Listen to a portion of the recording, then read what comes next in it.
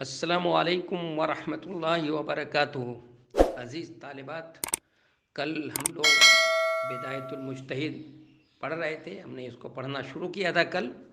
تو اس کی تمہیدی گفتگو میں نے صاحب کتاب کے بارے میں بتایا تھا کہ صاحب کتاب کہاں پیدا ہوئے، کب پیدا ہوئے، ان کا خاندان کیسا خاندان تھا، اور کن کن مناصب پر اور منصب پر وہ فائد ہوئے، اور کس کس فن میں ان کو مہارت حاصل تھی، یہ بھی بتایا تھا کل کہ فقہ اور اس میں بھی تفسیر اور حدیث اس کو بھی پڑھا انہوں نے، فقہ میں بھی ماہر تھے وہ، لیکن بعد میں فلسفے میں چونکہ قلبی لگاؤ ان کا رجحان فلسفے کی طرف تھا، طب کی طرف تھا، تو اس دونوں فن میں زیادہ انہوں نے مہارت حاصل کی۔ اور ان کے جو دو صاحبزادے تھے، ان میں سے ایک صاحبزادے فقہ میں ماہر تھے اور دوسرے فلسفے اور علم طب کے اندر دوسرے صاحبزادے ان کے ماہر تھے۔ اور ان کی وفات کب ہوئی اس کا تذکرہ کیا تھا۔ پھر اس کے بعد میں نے کل یہ بھی بتایا تھا کہ یہ کتاب بڑی اہم کتاب ہے، اور فقہ کی کتابوں میں اس کا بہت اونچا مقام ہے، خاص طور سے فقہ مقارن کی پہلی کتاب مانی جاتی ہے، اور گویا کہ اگر کہا جائے فقہ مقارن کی بیج اسی کتاب نے ڈالی ہے تو اس میں بھیجا نہیں ہوگا۔ اور آج تو فقہ مقارن جو ہے یہ بہت کیا ہے، اہم فن ہے، اور اس پہ بڑے بڑے محققین اور اسکالر جو ہے اس پر کام کر رہے ہیں۔ تو یہ کتاب بہت اچھی کتاب ہے، اس کے اندر جو خوبیاں ہیں وہ خوبیاں بھی میں نے بتائی تھی، لیکن اس میں جہاں خوبیاں ہیں وہیں کچھ خامیاں بھی ہیں، تو ان خامیوں کو بھی میں نے بتایا تھا، وہ سب آپ پہلے سمجھ لیں، پھر اس کے بعد ہم لوگ آج جو ہے انشاءاللہ پڑھیں گے کتاب النکاح سے۔ تو بسم اللہ الرحمن الرحیم و بہ نستعین۔ کتاب النکاح و اصول هذا الكتاب تنحصر في 5 ابواب۔ الباب الاول في مقدمات النکاح، الباب الثانی في موجبات صحة النکاح، الباب الثالث في موجبات الخيار في النکاح، الباب الرابع في حقوق الزوجية، الباب الخامس في الأنكحة المنهي عنها والفاسدة۔ تو الباب الاول في مقدمات النکاح، وفي هذا الباب 4 مسائل وفي هذا الباب 4 مسائل في حكم النكاح، وفي حكم خطبة النكاح، وفي الخطبة على الخطبة، وفي النظر إلى المخطوبة قبل التزويج۔ فأما حكم النكاح فقال قوم هو مندوب إليه، وهم الجمهور، وقال أهل الظاهر هو واجب، وقالت المتأخرة من المالكية هو في حق بعض الناس واجب، وفي حق بعضهم مندوب إليه، وفي حق بعضهم مباح، وذلك بحسب ما يخاف على نفسه من العنت، وسبب اختلافهم هل تحمل صيغة الأمر به في قوله تعالى فانكحوا ما طاب لكم من النساء مثنى وثلاث ورباع، سورہ نساء میں ہے یہ آیت، وفي قوله عليه الصلاة والسلام تناكحوا فإني مكاثر بكم الأمم، یا نبی علیہ الصلاة والسلام نے فرمایا تزوجوا الولود فإني مكاثر بكم الأنبياء، وما أشبه ذلك من الأخبار الواردة في ذلك على الوجوب أم على الندب أم على الإباحة۔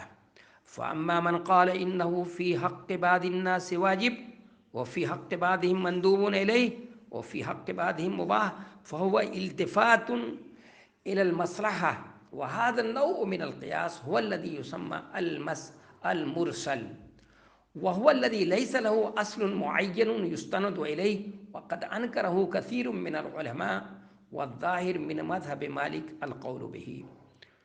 یہ میں نے کتاب النکاح شروع کیا ہے، تو اس کتاب کے فاضل مصنف کا طریقہ یہ ہے کہ پہلے اس کا خاکہ پیش کرتے ہیں، خاکہ بیان کریں گے، پھر اس کے بعد انہوں نے پہلا باب قائم کیا ہے، اس میں نکاح کے مقدمات، نکاح کے لیے پہلے کیا کیا چیزیں ضروری ہیں، کیا مسائل ہیں، پہلے ان مسائل کو پہلے بیان کریں گے۔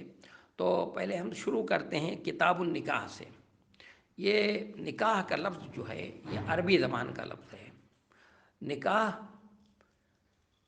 کے معنی عقد کے بھی ہوتے ہیں، عقد یعنی شادی، اور نکاح بمانے وطی کے معنی بھی استعمال ہوتا ہے، جیسے قرآن میں ہے حتیٰ تنکح زوجا غیرہ، وہاں پر وطی کے معنی میں ہے، یا اور عقد کے معنی میں ہوتا ہے فنکحوہن بإذن اہلہن، کہ ان کی شادی جو ہے ان کے گھر والوں کے اجازت سے، ان کے مرضی سے کر دو۔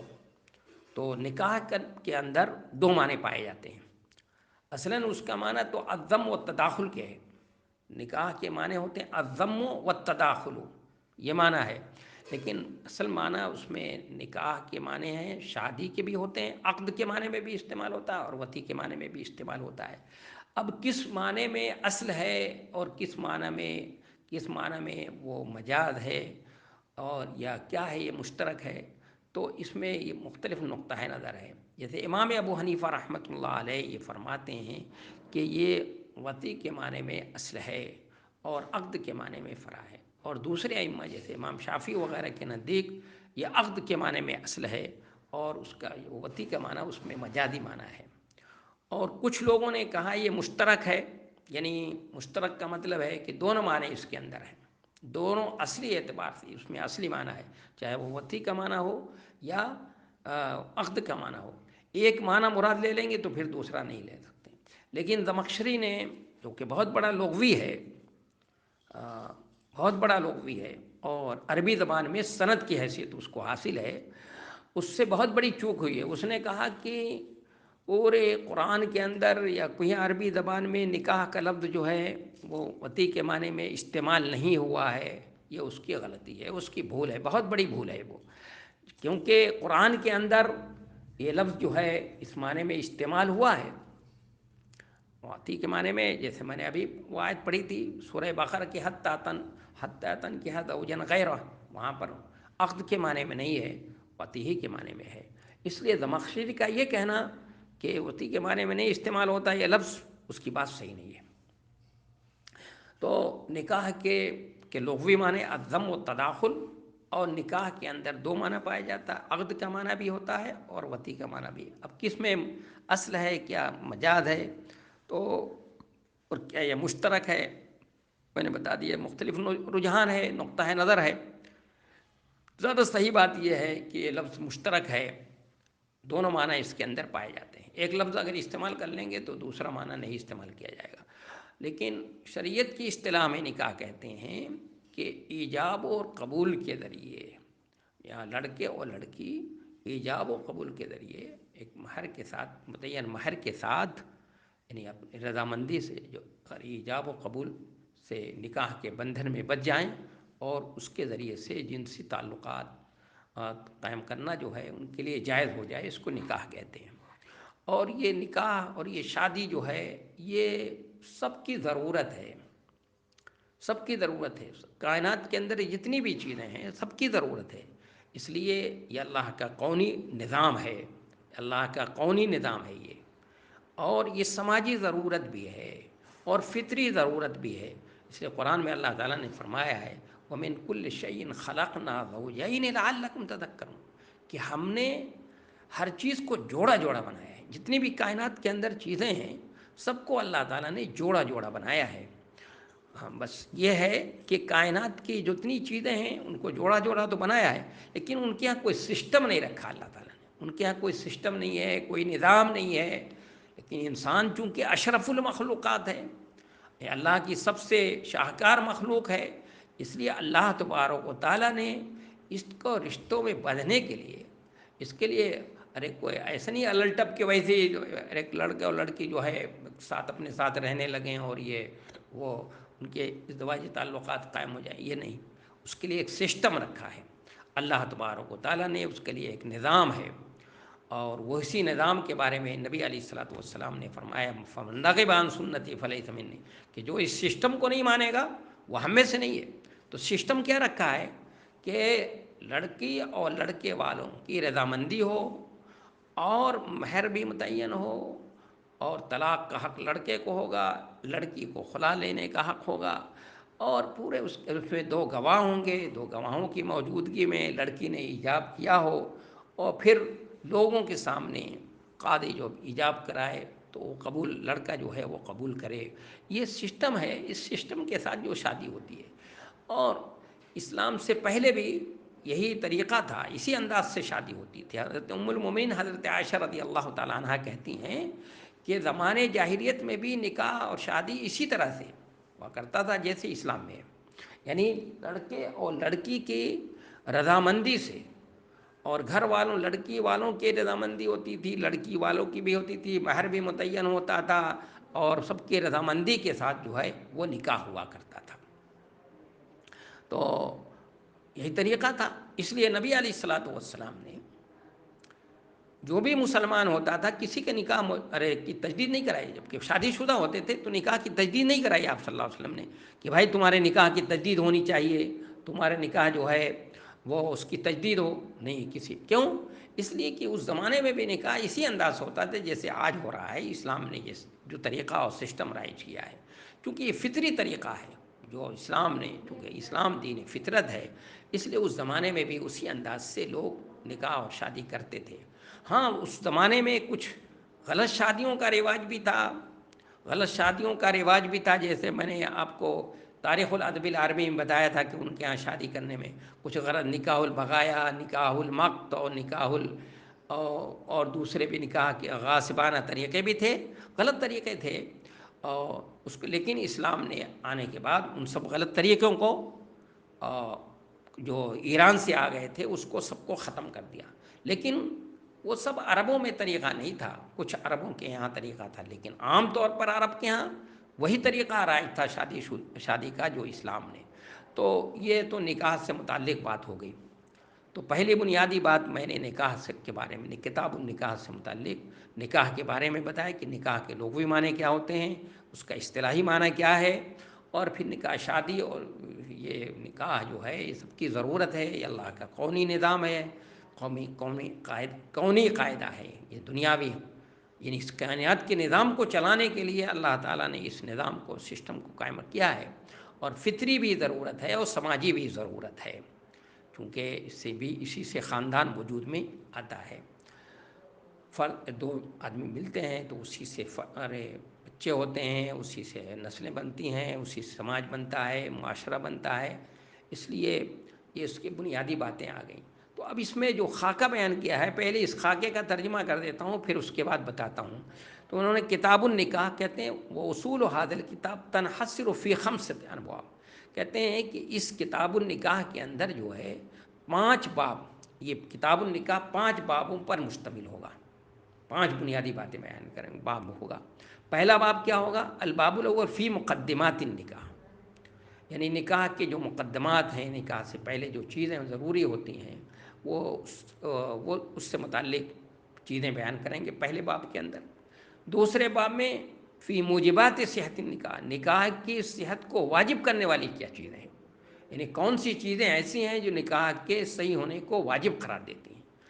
والباب الثالث فی موجبات الخیار فی النکاح، نکاح کے اندر اختیار کو واجب کرنے والی چیزیں کیا ہیں، وہ کون سی چیزیں ہیں جس میں میاں اور بیوی میں سے دونوں کو جو ہے کیا ہوتا ہے، اختیار ہو جاتا ہے، چاہیں تو نکاح کو باقی رکھیں اور چاہیں تو نکاح کو فسخ کر دیں. اور چوتھا باب فی حقوق الزوجیہ، زوجیت کے حقوق کیا ہیں اس کو بیان کریں گے. پانچواں باب ہے فی الانکحۃ المنہی عنہا والفاسدہ، یعنی وہ کون سے نکاح ہیں جس سے اسلام نے منع کیا ہے، اور کون سا نکاح جو ہے وہ فاسد نکاح ہو جاتا ہے، اس کا تذکرہ کریں گے. یہ تو خاکہ بیان کیا تھا انہوں نے. تو پہلا الباب الاول فی مقدمات النکاح، تو پہلا باب جو ہے نکاح کے مقدمات کے سلسلے میں ہے. تو کہتے ہیں وہ فی ھذا الباب اربع مسائل، اس باب کے اندر یعنی پہلے باب میں جو مقدمات النکاح ہیں، جو نکاح سے پہلے جو چیزیں ضروری ہیں، تو اس میں 4 مسئلے بیان کریں گے. اب ایک ایک مسئلے کو ہم الگ الگ پڑھ لیتے ہیں. تو اس میں 4 مسئلہ بیان کریں گے. وہ آپ غور سے میری بات سن لیں، پھر کتاب کے اندر بھی دیکھیے گا، چونکہ کتاب میں نے PDF میں آپ کو بھیج دی ہے، کتاب آپ پڑھ لیں، دیکھیں، غور کریں، اور عبارت جو میں نے پڑھی ہے اس کو بھی اندر غور کریں. پہلے اس مسئلے کو سمجھتے ہیں. پہلا مسئلہ ہے، 4 مسئلے اس میں بیان کریں گے. ایک تو نکاح، اسلام کے اندر نکاح کا حکم کیا ہے. دوسرا مسئلہ بیان کریں گے اس میں کہ نکاح کا پیغام دینے کا حکم کیا ہے. تیسرا مسئلہ بیان کریں گے وہ کہ پیغام پر پیغام دینے کا کیا حکم ہے، اور چوتھا مسئلہ بیان کریں گے کہ مخطوبہ یعنی جس لڑکی کو پیغام دیا ہے تو کیا شادی سے پہلے اس کو دیکھنا جائز ہے یا نہیں جائز ہے، اس سلسلے میں فقہائے کرام کا کیا نقطۂ نظر ہے۔ تو پہلا مسئلہ ہم لوگ سمجھنے کی کوشش کرتے ہیں۔ پہلا مسئلہ کیا ہے کہ اسلام کے اندر نکاح کا حکم کیا ہے، یہ بنیادی مسئلہ ہے۔ اسلام کے اندر یعنی دین اسلام، جس دین کو ہم لوگ مانتے ہیں، دین اسلام میں نکاح کا حکم کیا ہے۔ تو ظاہر ہے فقہا سے معلوم کیا جائے گا کہ چونکہ اس فن کے جو ماہر ہوں گے انہی سے تو معلوم کیا جائے گا۔ اب کسی انجینئر اور ڈاکٹر سے تھوڑی معلوم کیا جائے گا کہ بھائی بتاؤ تھوڑا کہ اسلام میں دین اسلام کے اندر نکاح کا حکم کیا ہے، تو اسی سے فقیہ سے معلوم کیا جائے گا۔ تو ہم نے فقہا سے معلوم کیا، تو جمہور نے کہا کہ ہمارے نزدیک نکاح جو ہے وہ سنت ہے، مستحب ہے۔ ائمہ اربعہ کے نزدیک جو ہے، یعنی جمہور ائمہ اربعہ کے نزدیک مندوب ہے، مستحب ہے، سنت ہے یہ۔ اور اہل ظاہر یعنی داؤد ظاہری اور ابن حزم یہ اہل ظاہر ہیں۔ اہل ظاہر جب بھی بولے جائیں، جب اہل ظاہر کا نام لیا جائے تو آپ فوراً سمجھ جائیں داؤد ظاہری اور ابن حزم یہ اہل ظاہر ہیں، یہ اہل ظاہر کہلاتے ہیں۔ تو اہل ظاہر کا کہنا ہے کہ نکاح فرض ہے، واجب ہے۔ جب واجب کہیں گے اہل ظاہر تو اس کا مطلب ہوتا ہے فرض۔ لیکن تیسرا نقطۂ نظر یہ ہے، ایک تو جمہور کا نقطۂ نظر ہوا، ان کے نزدیک مستحب ہے، مسنون ہے، اور اہل ظاہر کے نزدیک فرض ہے، سب کے حق میں فرض ہے۔ اور تیسرا نقطۂ نظر یہ متاخرین مالکیہ کا نقطۂ نظر یہ ہے، کہتے ہیں کہ بعض کے حق میں واجب ہے، فرض ہے، اور بعض کے حق میں مستحب ہے، سنت ہے، اور بعض کے حق میں مباح ہے، چاہے تو شادی کریں چاہے تو نہ کریں، دونوں مباح ہے۔ یعنی اگر اس کو اپنے اوپر فتنے کا اندیشہ ہے، فتنے کا اندیشہ ہوگا، اس کے فتنے میں پڑھنے کا اندیشہ ہے تو اس کے لیے فرض ہو جائے گا۔ اور اگر اس کو فتنے میں اپنے اوپر کنٹرول ہے، اپنے نفس کے اوپر کنٹرول ہے، فتنے میں نہیں، اور حالات اس کے اچھے ہیں، تو اس کے لیے ضروری ہے، مستحب ہے۔ اور اگر اس کے مطلب نفس پہ کنٹرول بھی ہے اس کو، لیکن حالات اچھے نہیں ہیں، نان نفقے کی ذمہ داری نہیں کر سکتا، تو مباح ہوگا۔ تو یہ 3 نقطۂ نظر ہے۔ تو پہلا مسئلہ کیا تھا بنیادی، کہ دین اسلام میں نکاح کا حکم کیا ہے۔ تو اس سلسلے میں فقہائے کرام کی 3 رائے آئی۔ جمہور کی ایک رائے ہے، ایک اہل ظاہر کی رائے ہے، اور ایک متاخرین مالکیہ کی رائے ہے۔ متاخرین مالکیہ نے حالات، اس شخص کے حالات کے اعتبار سے فیصلہ کیا ہے، اور انہوں نے کہا کہ اس شخص کے حالات کے اعتبار سے جو ہے کیا ہوگا، وہ حکم لگایا جائے گا۔ اگر اس کے حالات اچھے ہیں اور اس کو اپنے نفس کے اوپر اندیشہ بھی ہے، فتنے میں پڑنے کا اندیشہ ہے، تو اس کے لیے تو واجب ہوگا۔ لیکن اگر ایک شخص ہے اس کے حالات اچھے ہیں اور اپنے نفس پہ اس کے کنٹرول ہے تو سنت ہے، اور اگر حالات اچھے نہیں ہیں، اس کے نان نفقے کی ذمہ داری نہیں اٹھا سکتا اور اپنے نفس پہ کنٹرول ہے، تو ایسے شخص کے لیے جو ہے کیا ہے، اس کے لیے مباح ہوگا۔ یہ تین نقطۂ نظر اس سلسلے میں آ گیا۔ اب یہ فقہا کے درمیان اختلاف کیوں ہوا، یہاں پر اختلاف کیوں ہوا ہے؟ تو اختلاف کی وجہ یہ ہے کہ دیکھیے قرآن میں بھی اور حدیث میں بھی امر کا صیغہ استعمال ہوا ہے۔ جیسے قرآن میں اللہ تعالیٰ نے قرآن میں کہا ہے وَإِنْ خِفْتُمْ أَلَّا تُقْسِطُوا فِي الْيَتَامَى فَانكِحُوا مَا طَابَ لَكُم مِّنَ النِّسَاءِ مَثْنَىٰ وَثُلَاثَ وَرُبَاعَ، فَإِنْ خِفْتُمْ أَلَّا تُقْسِطُوا فِي الْيَتَامَى فَانكِحُوا مَا طَابَ لَكُم مِّنَ النِّسَاءِ مَثْنَىٰ وَثُلَاثَ وَرُبَاعَ۔ فَانكِحُوا یہاں پر ہے، امر ہے یہ۔ اور اسی طرح نبی علیہ الصلوۃ والسلام نے فرمایا تناکحوا فإنی مکاثر بکم الامم، یا نبی علیہ الصلوۃ والسلام نے فرمایا ہے تزوجوا الودود الولود، تزوجوا امر ہے، فإنی مکاثر بکم الانبیاء، یہ بھی نبی صلی اللہ علیہ وسلم نے فرمایا۔ تو اس طرح کے جو حدیثیں ہیں جس میں امر کا صیغہ آیا ہے یا قرآن مجید کے اندر جو امر کا صیغہ آیا ہے، آیا اس امر کے صیغوں کو، امر تو چونکہ وجوب کے لیے آتا ہے، تو آیا اس کو وجوب پر محمول کیا جائے گا یا استحباب پر محمول کریں گے یا اباحت پر محمول کریں گے؟ یہ ہے اختلاف کی وجہ کہ قرآن مجید کے اندر جو امر کا صیغہ آیا ہے یا حدیثوں میں جو امر کا صیغہ آیا ہے وہ استحباب کے لیے ہے، وجوب کے لیے ہے یا اباحت کے لیے ہے۔ تو دیکھیے جمہور فقہا نے کہا، جمہور فقہا کی رائے یہ ہے کہ انہوں نے کہا قرآن مجید کے اندر جو فَانكِحُوا مَا طَابَ لَكُم مِّنَ النِّسَاءِ مَثْنَىٰ وَثُلَاثَ وَرُبَاعَ ہے، یا آپ صلی اللہ علیہ وسلم نے تناکحوا فإنی مکاثر بکم الامم، یتزوجوا الودود الولود فإنی مکاثر بکم الانبیاء، یہ فرمایا ہے نبی علیہ الصلوۃ والسلام نے۔ تو یہاں پر امر جو ہے یہ وجوب کے لیے نہیں ہے بلکہ استحباب کے لیے ہے۔ انہوں نے کہا وجوب کے لیے، وجوب کے لیے کیوں نہیں بھائی، امر تو وجوب کے لیے ہوتا ہے۔ تو جمہور نے کہا اس لیے نہیں ہے کہ یہاں پر قرینہ موجود ہے، جب قرینہ اور صارف موجود ہو تو امر جو ہے استحباب وجوب کے لیے نہیں ہوتا بلکہ کس کے لیے ہوتا ہے، وہ استحباب کے لیے ہوتا ہے۔ تو انہوں نے کہا قرینہ کیا موجود ہے یہاں پر؟ انہوں نے کہا قرینہ یہاں پر موجود یہ ہے کہ مشکات کے اندر کتاب النکاح کے اندر ایک حدیث موجود ہے کہ آپ صلی اللہ علیہ وسلم نے نوجوانوں کی جماعت کو مخاطب کر کے فرمایا، کیا فرمایا آپ نے؟ یا معاشر الشباب من استطاع منکم الباءۃ فلیتزوج فإنه أغض للبصر وأحسن للفرج فإن له وجاء ومن لم يستطع فعليه بالصوم۔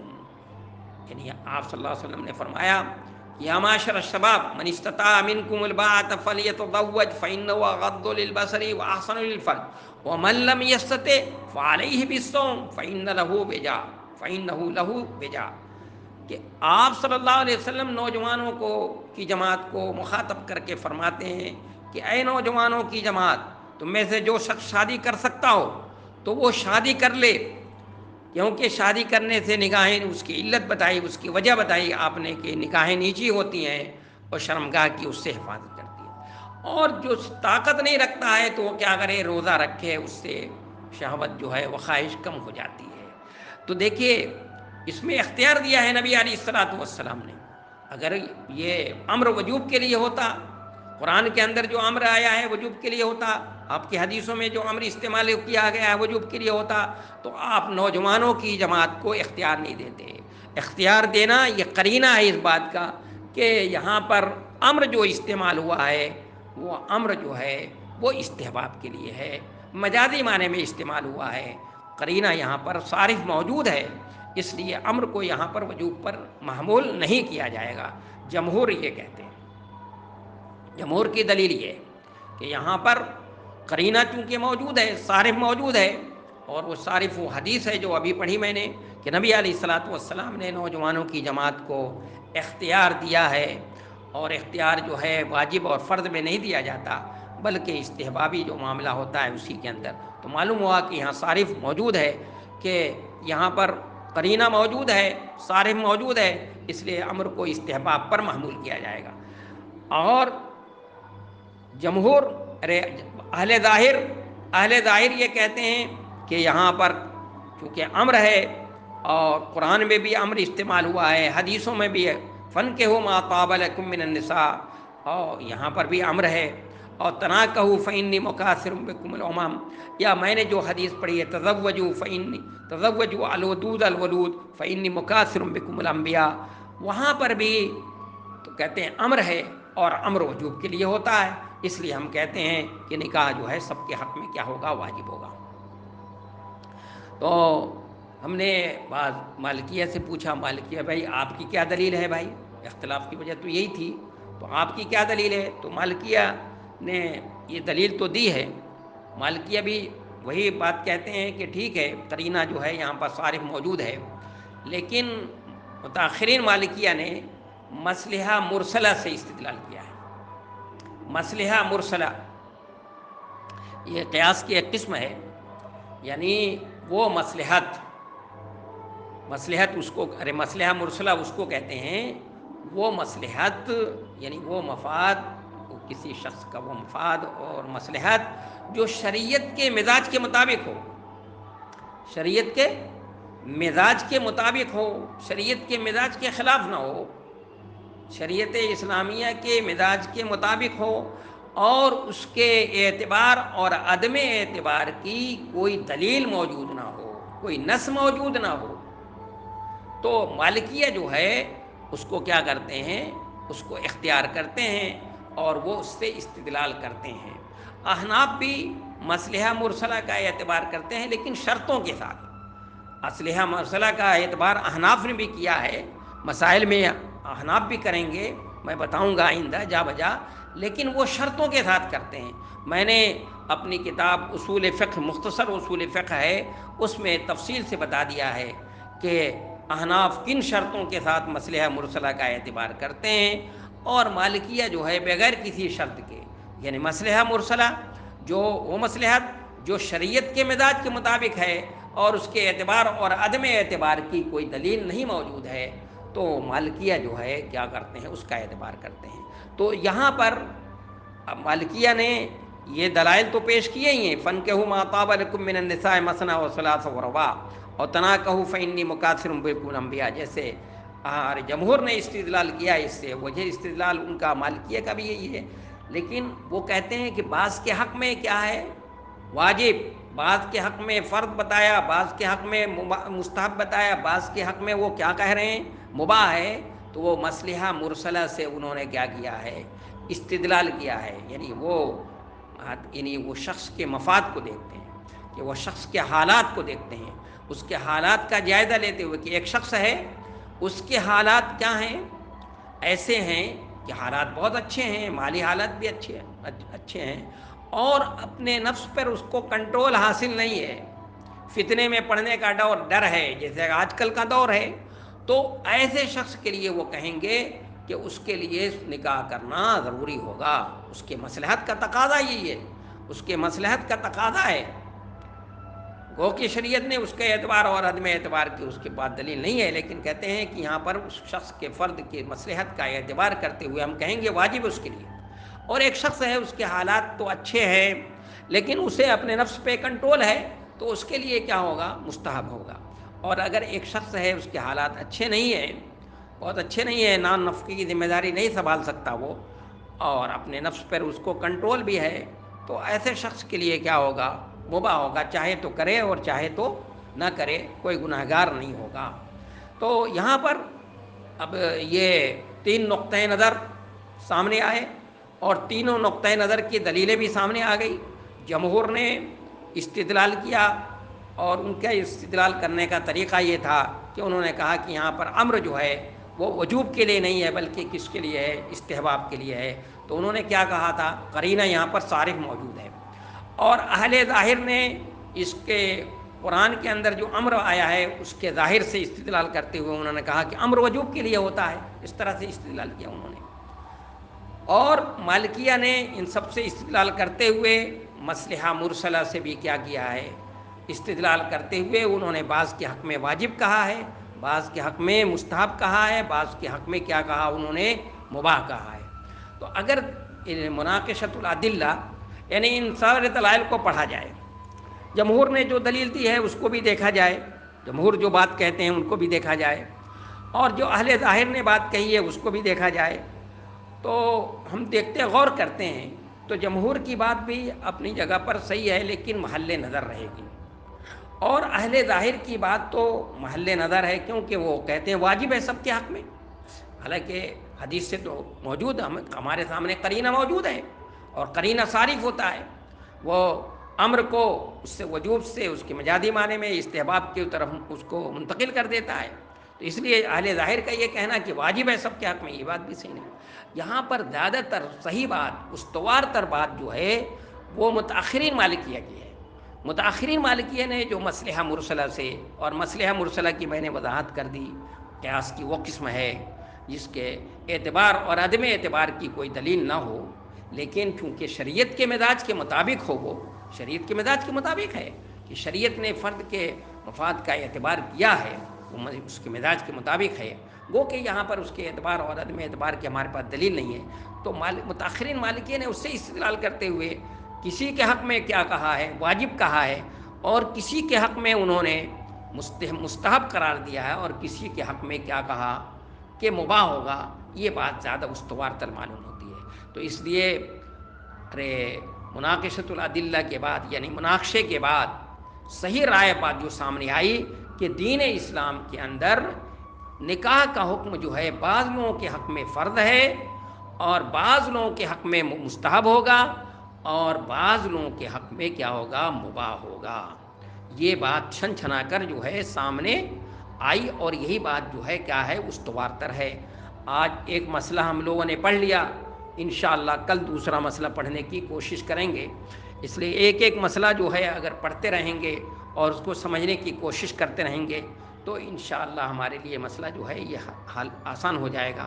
پہلے کتاب سے مناسبت بھی پیدا ہو جائے، تو آپ اس کی عبارت پڑھ کر دیکھیں، اب جو میں نے سمجھایا ہے اس کو سمجھ کر دیکھیں، اور اس کو سمجھنے کی کوشش کریں، تو آپ کو بھی سمجھ میں آ جائے گا۔ میں ترجمہ کر دیتا ہوں تاکہ آپ کو سمجھ میں آ جائے۔ تو ابھی میں نے بتایا تھا، تو یہاں تک تو ترجمہ کر ہی دیا تھا۔ فاما حکم النکاح، تو کہنے جہاں تک نکاح کے حکم کی بات ہے، تو ایک قوم نے کہا ہے کہ یہ مستحب ہے، اور وہ جمہور ہے، اور اہل ظاہر نے کہا، یعنی داؤد ظاہری اور ابن حزم کہتے ہیں کہ واجب ہے، اور متاخرین مالکیہ نے کہا کہ بعض لوگوں کے حق میں واجب ہے، اور بعض کے حق میں مستحب ہے، اور بعض کے حق میں مباح ہے۔ اور یہ اس اعتبار سے وہ اس کو اپنے اوپر فتنے کا اندیشہ ہو، اس اعتبار سے یہ انہوں نے حکم لگایا ہے۔ اور ان کے باہمی اختلاف کی وجہ یہ ہے کہ آیا اللہ تبارک و تعالیٰ کے قول فَانكِحُوا مَا طَابَ لَكُم مِّنَ النِّسَاءِ، اور جناب نبی کریم صلی اللہ علیہ وسلم کے ارشاد تناکحوا فإنی مکاثر بکم الانبیاء، یا اس طرح کی جو حدیثیں وارد ہوئی ہیں، اس سلسلے میں جو امر آیا ہے یہاں پر قرآن کے اندر یا حدیثوں میں، آیا اس کو وجوب پر محمول کریں گے، یعنی تحمل صیغۃ الامر علی الوجوب، کہ صیغہ امر کو وجوب پر محمول کیا جائے گا، ام علی الندب، یا استحباب پر، یا اباحت پر۔ تو جن لوگوں نے کہا کہ بعض لوگوں کے حق میں واجب ہے، اور بعض لوگوں کے حق میں مباح ہے، اور بعض لوگوں کے حق میں مستحب ہے، اور بعض لوگوں کے حق میں مباح ہے، تو کہتے ہیں فَهُوَ التفات الی المصلحہ، انہوں نے مصلحہ مرسلہ کا جو ہے کیا کیا، اعتبار کیا ہے، اور انہوں نے مصلحہ مرسلہ سے استدلال کیا ہے، وہ ہے مالکیہ، متاخرین مالکیہ۔ وَهَذَا النَّوْعُ مِنَ الْقِيَاس، اور اس قیاس کی اس قسم کو، قیاس ہم جانتے ہیں، آپ پڑھیں گے اصول فقہ کے اندر، تو قیاس جو ہے، یا آپ چاہیں تو میری مختصر اصول فقہ ہے، اس کتاب میں جو ہے آپ تفصیل سے پڑھ لیں۔ تو یہ قیاس کی قسم ہے جس کو مرسل کہتے ہیں، یعنی اس کو مصلحہ مرسلہ کہتے ہیں۔ وَهُوَ الَّذِي لَيْسَ لَهُ أَصْلٌ مُعَيَّنٌ، وہ ہے مصلحت کہ جس کی کوئی اصل متعین نہ ہو، جس کی طرف کیا کیا جائے، اس کو ہم اس کی نسبت کریں، اس کی طرف اس پر جو ہے اس کو سہارا دیں، یعنی اس مصلحت کو کہتے ہیں، جس کو میں نے تھوڑا وضاحت کے ساتھ سمجھا دیا، جو شریعت کے مزاج کے مطابق ہو، اور اس کے اعتبار اور عدم اعتبار کی کوئی دلیل موجود نہ ہو۔ تو مالکیہ نے اس کا اعتبار کیا ہے مصلحہ مرسلہ کا۔ وقد انکرہ کثیر من العلماء، اور بہت سے علماء نے اس کا انکار کیا ہے۔ دیکھیے احناف بھی اس کو نہیں مانتے، لیکن احناف کچھ شرطوں کے ساتھ مانتے ہیں۔ والظاہر من مذہب مالک، اور مالکیہ کا مذہب جو ہے یہ ہے کہ مالکیہ مصلحہ مرسلہ کو مانتے ہیں، شرط ہے کہ وہ شریعت کے مزاج کے مطابق ہو۔ تو اس لیے میں نے یہاں پر اس مسئلے میں کہا کہ متاخرین مالکیہ کی بات جو ہے وہ کیا ہے، استوار تر ہے۔ وما توفیق الا باللہ، والسلام ورحمۃ اللہ۔